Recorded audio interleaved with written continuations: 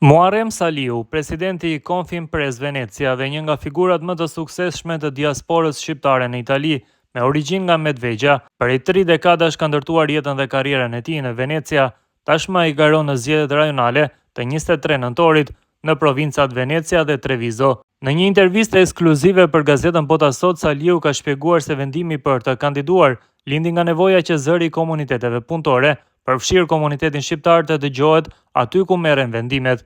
Ai përmend sfidat kryesore me të cilat përballet rajoni dhe shpalos prioritetet e tij, si strehimi, punësimi, mbështetja për familjet, shërbimet publike dhe mirëqenia sociale. Saliu thekson se diaspora shqiptare ka kontribuar fuqishëm në ekonominë italiane, por ende nuk e gëzon peshën politike që ajo e meriton. Tani është koha që diaspora të ngrejë zërin dhe të bëhet pjesë e vendimarrjes, deklaron Saliu duke nënvizuar vizionin e tij për integrimin e plot, mundësitë e barabarta dhe forcimin e lidhjeve mes institucioneve italiane dhe komunitetit shqiptar. Prej 32 vitesh jetoj në Itali, këtu kam ngritur jetën, familjen dhe biznesin tim. U jam mirënjohës për çdo mundësi që më ka dhënë ky vend, por kam bindjen se suksesi individual pa përfaqësimin politik nuk mjafton më.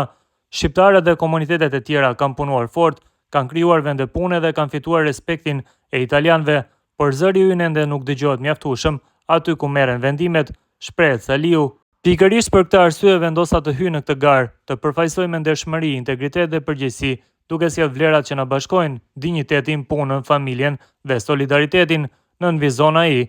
I pyetur se si planifikon të përfaqësojë interesat e komunitetit shqiptar në Veneto, ai shpreh: "Shqiptarët kanë ndërtuar histori suksesi me punë dhe përkushtim. Sot është momenti që suksesi ekonomik të zhndërrohet edhe në përfaqësim politik real.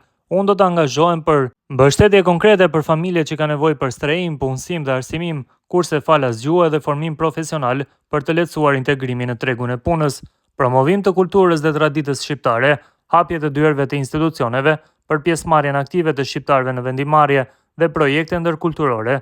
Diaspora shqiptare ka dhënë një kontribut të jashtëzakonshëm në ekonomi, kulturë dhe shoqëri, por kjo nuk reflektohet ende në fuqinë tonë politike në vendet ku jetojmë.